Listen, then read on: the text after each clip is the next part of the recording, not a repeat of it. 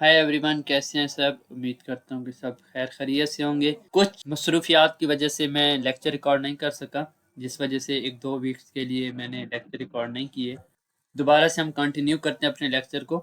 हम mobile view पे जाके एक पॉपअप बना रहे थे। जैसे यूज़र आके फ़िल्टर बटन पे क्लिक करता था तो हम उसको एक पॉपअप दिखाते थे जो बॉटम से टॉप की तरफ जाता था। तो हमारे पास जो रेफरेंस था सेम था, हम सेम रेफरेंस को कॉपी कर रहे थे। उसके अंदर, उस रेफरेंस के अंदर जैसे यूज़र आके क्लिक करता था, पॉपअप तो हमने सेम डिज़ाइन कर लिया है। उसके अंदर कुछ चीज़ें थी, जैसे हमारे पास एक हेडर है, हेडर के अंदर वो हमारे पास फ़िल्टर बाय, टोटल प्रोडक्ट्स और क्लोज़ का बटन हमें नज़र आ रहा है। तो इस चीज़ों को भी हमने देखना है साथ-साथ। मैं आपको सिर्फ ये डिज़ाइन करके देता हूँ कि हेडर हम कैसे बनाते हैं, क्लोज़ के बटन पे क्लिक कैसे वर्क करेगी, जीएस कैसे लगानी है। तो जो इसका डिज़ाइन होगा, इसके अंदर वो आपने खुद कंप्लीट करना होगा। मेरा काम है कि आपको स्ट्रक्चर समझाना, आपको जेएस समझाना कि हम जेएस कैसे यूज़ करते हैं, जेएस को इम्प्लीमेंट हम कैसे करा रहे होते हैं। जब आपको ये चीज़ें समझ आ जाएंगी तो आपने ये इसके अंदर जितनी भी स्टाइलिंग है वो आपने खुद करनी है। तो हमने मेन स्ट्रक्चर तो रेडी कर लिया था, उसके अंदर हमने हेडर बनाना है। तो हम चलते हैं डेस्कटॉप फिल्टर की तरफ।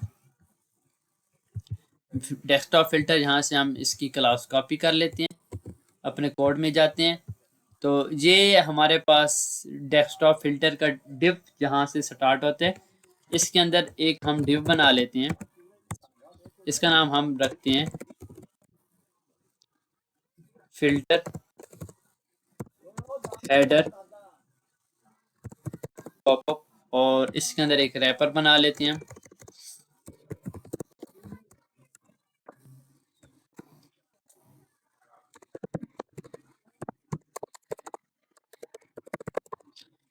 और नेक्स्ट चीज़, इसके अंदर दो तीन चीज़ें होंगी।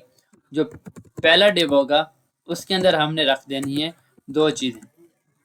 इसका नाम हम रखते हैं फिल्टर हेडिंग। फिल्टर हेडिंग के अंदर हम एक H2 बना लेते हैं हेडिंग, उसका नाम हम रख देते हैं फिल्टर। और इसके साथ नेक्स्ट चीज़ हम रख देते हैं स्पैन। स्पैन रखना चाहें या स्पैन रख लें। अगर आपने H4 रखना है, H3 रखना है हेडिंग के लिए, तो उसको भी आप बना सकते हैं। तो मैं यहाँ से देख लेता हूँ कि हमारे पास क्या है। ये सिंपल हमारे पास टोटल प्रोडक्ट्स हमने शो करानी है, तो इसको पी टैग में भी लिख सकते हैं, अगर आप चाहें तो स्पैन में भी रख सकते हैं। तो इसको हम स्पैन में रख देते हैं क्योंकि सिंपल सा हमारे पास टैक्स है। और यहाँ से हम लिखते हैं 22 टोटल। ये फिल्टर हो गया। जो नेक्स्ट डिव हमने बनाना है उसके अंदर हमने क्या रखना है, इसको हम क्लास देते हैं क्लोज बीटीएन, और इसके अंदर एसवीजी आ जाएगा। यहाँ से हम एसवीजी कॉपी कर लेते हैं क्लोज का। ये एसवीजी है, इसको आप कॉपी कर लें और कॉपी करके इसको हम रखते हैं अपने कोड में। इसको फॉर्मेट कर लें। इसको मैं करता हूँ सेव, अपने कोड को आके करते हैं रिफ्रेश। जैसे मैं फ़िल्टर पे क्लिक करूँगा तो ये हमारा फ़िल्टर की हेडिंग, ये टोटल 22 टोटल प्रोडक्ट्स और ये क्लोज पीटीएन। हम क्या करते हैं, जो H2 है, H2 की हम स्टाइलिंग कर लेते हैं। जो जहाँ पे उसने स्टाइलिंग की थी, इसको हम होवर करके चेक कर लेते हैं कि इसका फॉन्ट साइज़ कितना है। इसका फॉन्ट साइज़ है 13 पिक्सल, मार्जिन 0 है, और फॉन्ट वेट हमने क्या रखना है 700। तो ये हमारे पास है class filter heading. Filter heading के अंदर जो H2 है, इसको हमने स्टाइलिंग देनी है। कब देनी है, जब हमारे पास क्या होगा मैक्स वेट 991, मीन कि जब हमारे पास सिर्फ मोबाइल और टैबलेट पे ये जब हेडिंग्स आएंगी तब हमने इसको स्टाइल देना है।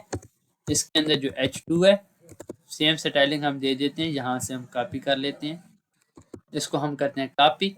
कॉपी करने के बाद इसको करते हैं पेस्ट, इसको फॉर्मेट कर लेते हैं। इसको मैं करता हूँ सेव और आके करते हैं रिफ्रेश। मैं क्लिक करता हूँ तो हेडिंग हमारे पास साइज उसका कम हो गया।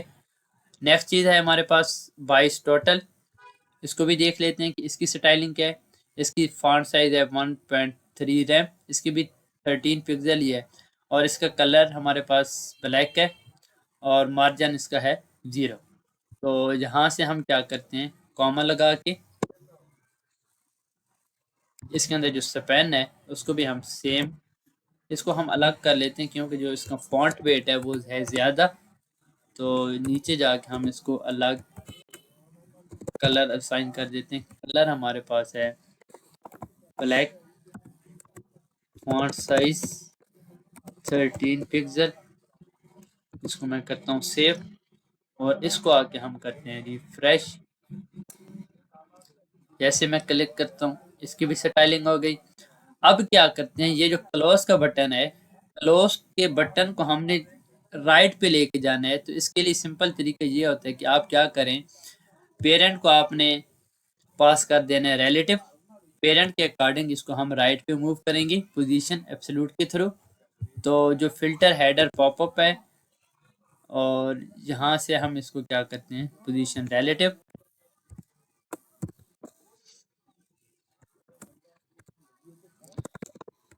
इसकी हम पोजीशन करेंगे रिलेटिव। और जो हमारे पास क्लोज बीटीएन है, क्लोज बीटीएन पे हमने पोजीशन लगानी है। पेरेंट को पोजीशन रिलेटिव देने के बाद हमने क्या करना है, जो हमारे पास क्लोज बीटीएन है, क्लोज बीटीएन को हमने राइट पे लेके जाना है। तो उसके लिए हम क्या करेंगे, पोजीशन एब्सोल्यूट राइट 0, टॉप 0। और यहाँ से हम राइट से थोड़ा इसको 17 पिक्सल करके मूव करा देते हैं और टॉप से भी हम क्या करते हैं 17 पिक्सल। और जो एसवीजी की विड्थ और हाइट है आप खुद इसको असाइन कर सकते हैं। इसको हम करते हैं 15 पिक्सल और हाइट भी हम इसकी क्या कर देते हैं 15 पिक्सल। तो ये हमारे पास है क्लोज बीटीएन। क्लोज बीटीएन जो हमारे पास पेरेंट था, पेरेंट को हमने जो भी प्रॉपर्टीज असाइन किए वो आप यहाँ से कॉपी कर लें। कोड में चलते हैं, यहाँ से हम क्या करते हैं इसको पेस्ट, इसकी आप पोजीशन वगैरह कॉपी करके यहाँ पे आप पेस्ट कर दें। इसको आप फॉर्मेट कर सकते हैं। और जो क्लोज बीटीएन के अंदर जो एसवीजी है, एसवीजी को हमने वेट और हाइट असाइन कर देनी है और साथ कर्सर पॉइंटर आप लगा सकते हैं। इसको मैं करता हूँ सेव और अपने कोड को करते हैं रिफ्रेश। जैसे मैंने फिल्टर के ऊपर क्लिक किया, जो पोजीशन थी क्लोज बटन की उसको हम राइट पे ले गए। जो हमारे पास है टेक्स्ट, टेक्स्ट को हमने क्या करना है उसको लेके आना है सेंटर में। इसके दो तरीके होते हैं। जो पहला तरीका होता है कि आप टेक्स्ट अलाइन के थ्रू पहले इसको ट्राई करें कि टेक्स्ट अलाइन सेंटर कर दें। अगर टेक्स्ट अलाइन सेंटर नहीं होता तो आप डिस्प्ले फ्लैक्स लगा के आप इसको कर सकते हैं। तो सबसे पहला तरीका हम अप्लाई करते हैं फिल्टर हेडिंग पे, इसको हम करते हैं टेक्स्ट अलाइन सेंटर। तो ये हमारे पास सेंटर हो गया जो इसका मेन डिव था। और इसको हम थोड़ी सी पैडिंग दे देते हैं, पैडिंग 10 पिक्सल। इसका जो बॉर्डर है, इसका बॉर्डर हम यहाँ से कॉपी कर लेते हैं, बॉर्डर बॉटम। और बॉर्डर बॉटम हम यहाँ से कॉपी करते हैं इसकी, ये जो कलर वगैरह है हम यहाँ से इसको कॉपी कर लेते हैं। यहाँ से हम हेक्स कोड इसका निकाल लेते हैं, इसको आप कॉपी करें। और 0.1 रैम हमने इसको बॉर्डर देने, यहाँ से हम लिखते हैं बॉर्डर बॉटम 0.1 रैम सॉलिड। और यहाँ से हम इसका कलर असाइन कर देते हैं। हमने यहाँ पे इसका बॉर्डर भी लगा लिया। तो इसकी जो स्टाइलिंग है वो कॉपी करके हम क्या करते हैं कोड में इसको पेस्ट कर देते हैं। आई थिंक ये एक थोड़ा सा उसका इशू आ रहा था ब्रैकेट्स का, वो क्लोजिंग ब्रैकेट्स हमने नहीं लगाई थी, कर्ली ब्रेसेस। और दोबारा से हम इसको यहाँ से फिल्टर हेडिंग, फिल्टर हेडिंग की जो प्रॉपर्टीज आप यहाँ से कॉपी करें, कॉपी करने के बाद यहाँ पे आप पेस्ट कर दें। इसको आप कर लें फॉर्मेट, इसको करता हूँ सेव, इसको करते हैं रिफ्रेश।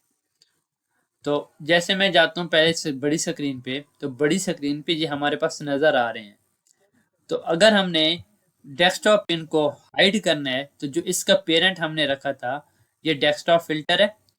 डेस्कटॉप फिल्टर के अंदर फिल्टर हेडिंग पॉपअप, इसको हमने क्या करना है, डेस्कटॉप पे जाके डिस्प्ले नन कर देना है। इसको हम जाते हैं मेन विड्थ पे, यहाँ से इसको हटा देते हैं, डॉट पॉपअप, इसको मैं करता हूँ रिफ्रेश, तो डेस्कटॉप पे ये हाइड हो गया। जैसे मैं इसको लेके जाऊंगा मोबाइल पे, फिल्टर पे क्लिक करूंगा तो ये जो हेडिंग आ रही है वो हमारे पास नज़र आ जाएगी। अब एक और काम हमने क्या करना है कि जैसे यूज़र क्लोज पे क्लिक करे तो हमने इसको क्या करना है, एक्टिव क्लास रिमूव कर देनी है।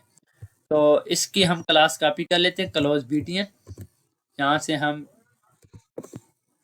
जीएस लिखते हैं, document dot Curie selector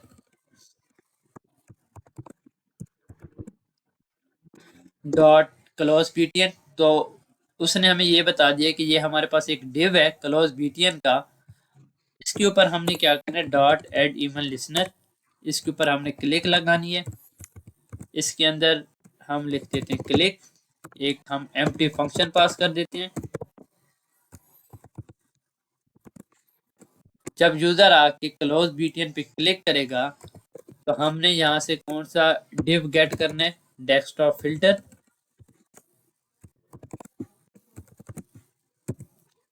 dot, यहाँ से हम इस पूरे पॉपअप का जो मेन पेरेंट है जिसके ऊपर हमने क्लास पास कराई थी डेस्कटॉप फिल्टर, वो यहाँ पे हम लिखेंगे dot class list dot remove, कौन सी क्लास हमने रिमूव करानी है, एक्ट, इसको मैं करता हूँ इंटर।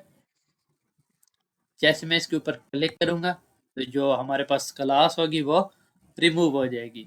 ये छोटा सा कोड है क्लोज के लिए, तो इसको मैं रख देता हूँ अपने कोड में। हम नीचे चलते हैं,